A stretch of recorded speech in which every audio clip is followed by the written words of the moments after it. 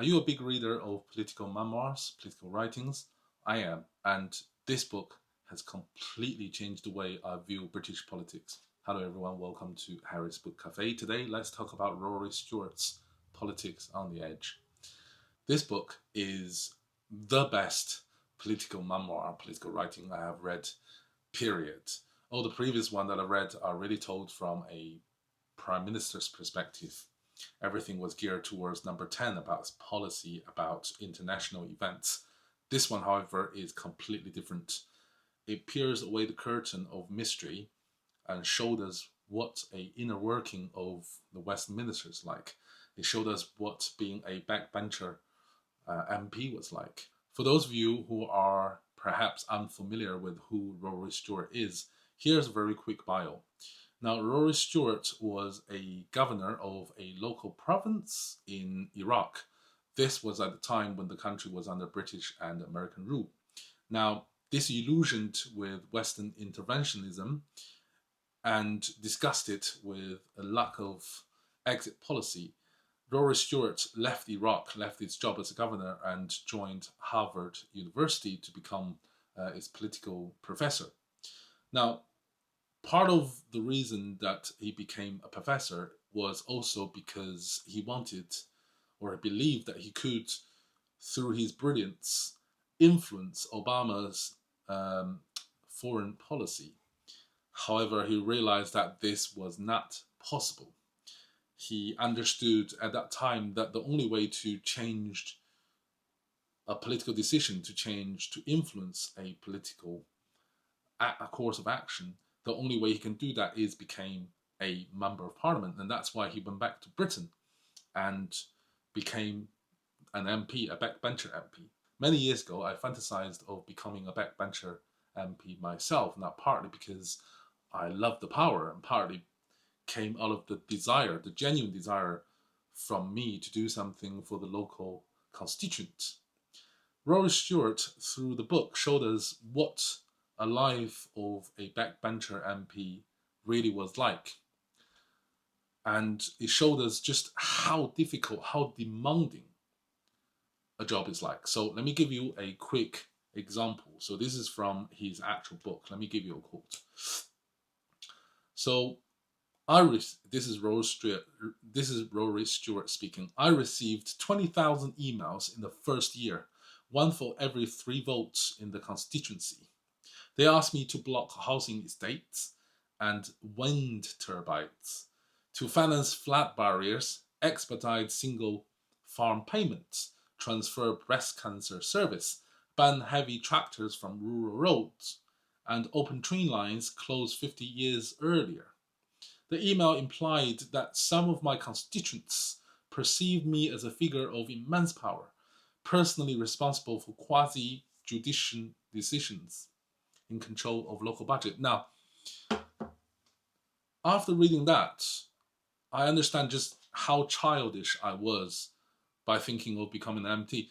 It's crazy, the local concern, the demand. I wouldn't even know where to start, to be perfectly honest. And I consider myself to be relatively well-read, and certainly from the political side of things. All of these concerns he could not address. He cannot address.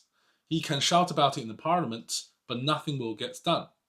Through those jobs, he showed us just how powerless a local MP can be and really is. And that's one of my desires, one of my motivations to become an MP, and that's power. And now he showed me just how powerless it really is. The other thing is the desire to do something truly good, beneficial for the local constitution. He couldn't. A local MP, most of the time, cannot do what the constituents ask him to do, because through party loyalty, he has to, if he wants to progress, vote for the government. And that's just the sad reality of British politics. He also, through his book, showed us some really, really colourful characters within Parliament. On one instance, he got involved in an argument with another backbench MP, and this argument happened just behind the Speaker's chair. And the nature of the government is Iraqi policies.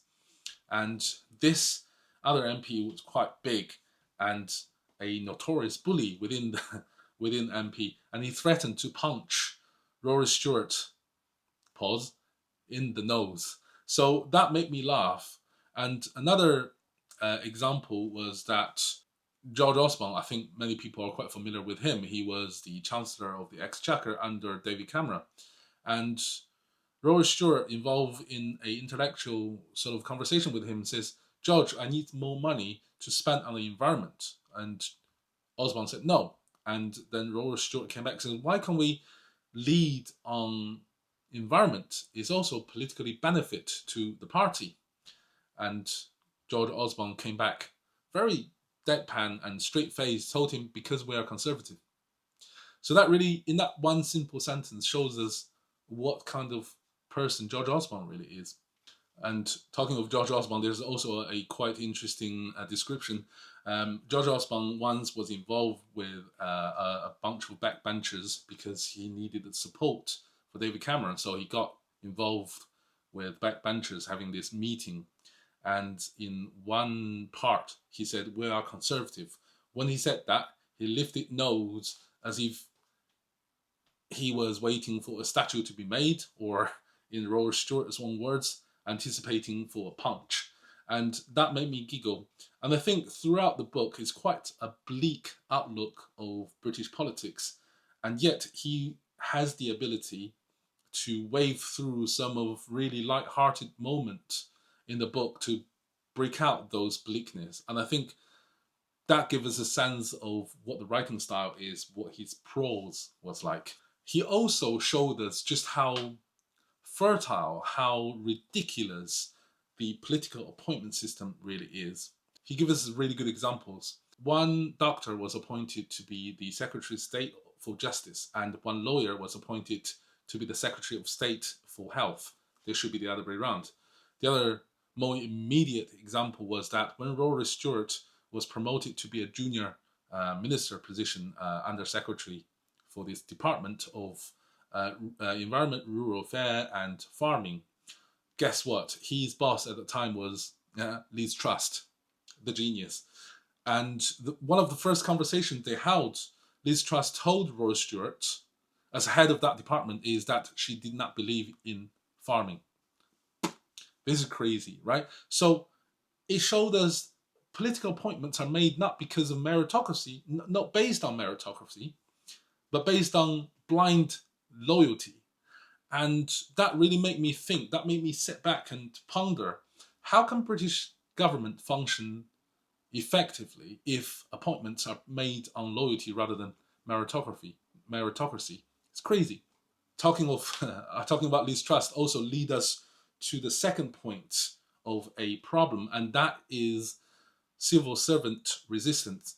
Now, I'm a fervent listener of O'Brien, James O'Brien at LBC, and he talked quite a lot about Liz Truss and her main concern when he quit as a prime minister was that she couldn't do her job because of resistance from civil servant. And at that time, when I listened to James O'Brien, I just laughed it off because we all know what Liz Truss is like. Now, having read the words from Rory Stewart's book, that made me rethink. That really disillusioned me. The phenomenon of civil servant resistance is present and very real. And this, after some thinking, become quite understandable because a minister appointed to a department, if he or she is lucky, will stay in that department for maximum of 2 years. But in reality, most ministerial positions get reshuffled, get reappointed within a year.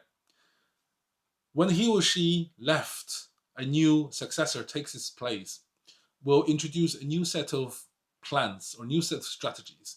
From a civil servant's perspective, ministers are really just necessary evils to be dealt with. They listen half-heartedly to what ministers say and do exactly what they have been doing because that's the only way for things to be done.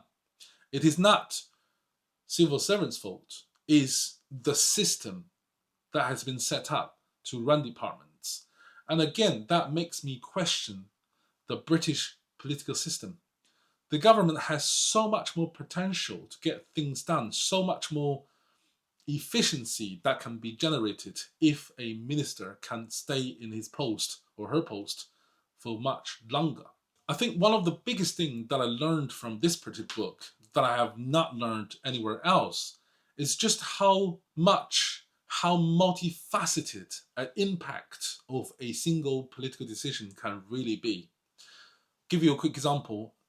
A lion, many years ago, a male lion in Africa was shot by an American GP, and that at the time generated quite a large amount of public outcry. I don't know if you remember this. Rory Stewart's decision at the time was to ban imports from trophy hunting into the UK. Now, you and I, when we first heard this policy, would automatically almost agree with the Rory Stewart's decision to ban imports of trophy hunting. Now, his good friend told him, said, Rory, I agree with your policy, however, have you considered this? And that is millions were generated by the African government through trophy hunting. With this money, they can then provide with rangers and monitors to make sure the remaining lion population are healthy, the remaining wildlife population are healthy. If we were to ban the import from those trophy huntings, we would indirectly deprive those African governments the money to maintain those national parks. And if the African governments do not receive those money, those land where the wildlife, including lions, roam, will become farms. And there won't be any more lions at all. There won't be any wildlife at all in Africa. And it's those deeper considerations that most of us don't even think that made me understand populism won't work, because almost all problems facing the government, facing the world, are complex. And we can't have some movie stars coming along and tell you that he has the answer to all your problems. He has a simple solution to complicated problem. It won't work. Another quick example is Chris Grayling, and I guess everyone is quite familiar with his incompetencies. There's Grayling scale. Anyway, so Chris Grayling at the time was the Minister for Justice, and at that time, British government were facing quite a severe reoffending problems from prisoners that has been released. No matter what government did, no matter what policy that has been implemented, the reoffending rate has always stuck roughly at 50%. Now, Chris Grayling wanted to bring that down, and the way that he thought about is privatize the probational service, because private company has the latest evidence-based approach to control those reoffending rates. And if they were doing well, they will receive bonus. If they didn't do well, they will get fined by the government. And when I read that, I thought, yeah, that's a good idea. Actually, incentives and disincentives and evidence-based approach. And it turned out to be a disaster, because they didn't bring down the reoffending rate. And as a result of that, they got fined by the government. And because of the fund, they want to downsize. So they cut off the number of probational service, probational officers. They cut down the content of probational training. And this became a vicious circle. The more they cut, the more reoffending rate goes up, the more fine they are facing. To the end that the company were really owning tens of millions of fine to the government. So much so that they declared bankruptcy, leaving tens of thousands of prisoners on the street without a probational service. So a good decision, in my mind at least, it is a good decision, turned out to be completely disastrous. So there isn't a simple solution to a complicated problem. And that perhaps is my biggest takeaway of reading this book. It really showed me just how complex the whole system, the whole world really is. Rory Stewart also mentioned quite extensively through to the end part of the book about Brexit, and and what a disaster Boris Johnson really was. I mean, he's the guy who completely cannot be taken serious because he himself was not a serious man. Boris Johnson appointed Rory Stewart to the African desk of the Foreign Office. Rory Stewart protested because his expertise lies in less in Middle East, Afghanistan, and Pakistan. But Boris Johnson heard none of that. He wanted Rory Stewart to be taking care of Africa, ministers for Africa. There's a simple reason behind his logic, and that's newspaper headline. Rory Stewart went to Balliol College in Oxford, and Balliol College is the oldest college in University of Oxford. So in Johnson's head, he has this headline: a Balliol man in Africa. And that was the only reason why he appointed Rory Stewart to man the desk of Africa. I think in that simple instance, it shows you what Johnson was like. And he was by far not the only one. Throughout the book, it really showed just how a snake pit the parliament really can be. When back in 2019, when Theresa May resigned, there was this leadership contest. It showed us just what a snake Michael Gove was. Oh my God, I can't stand the man. He's just such an unbelievable, sneaky, oily little guy. You have to read the book to find out. I mean, if you are politically aware, you probably know what I'm talking about.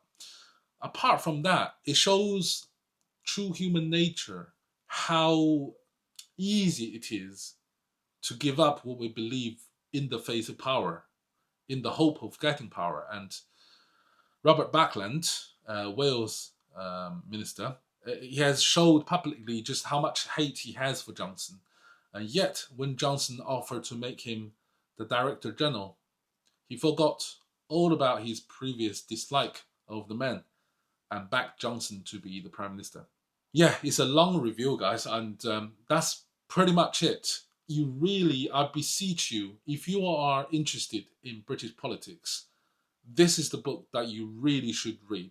Unlike all previous political writings, this focuses on the journey of backbench to junior minister to the Secretary of State of departments, not just from a Prime Minister perspective, but shows you what real life inner working of Parliament is. And just that point alone, I beseech you to purchase that book. It is such a great book. It is really well written, and although it's bleak, it does reflect reality of that period of British politics. I highly recommend this book, guys, and I hope you would get as much out of this book as I have done. I truly hope so, because I've learned a lot and it changed a lot of my thoughts. I hope you like this video. It's a little bit longer than usual, and I shall bring you something different, a little bit more light-hearted in the next episode. If you haven't already, please give it a thumb up and share and like and subscribe. It really can help a tiny channel like mine to grow in YouTube space. Thank you very much, guys. Take care. See you in the next one. Cheerio.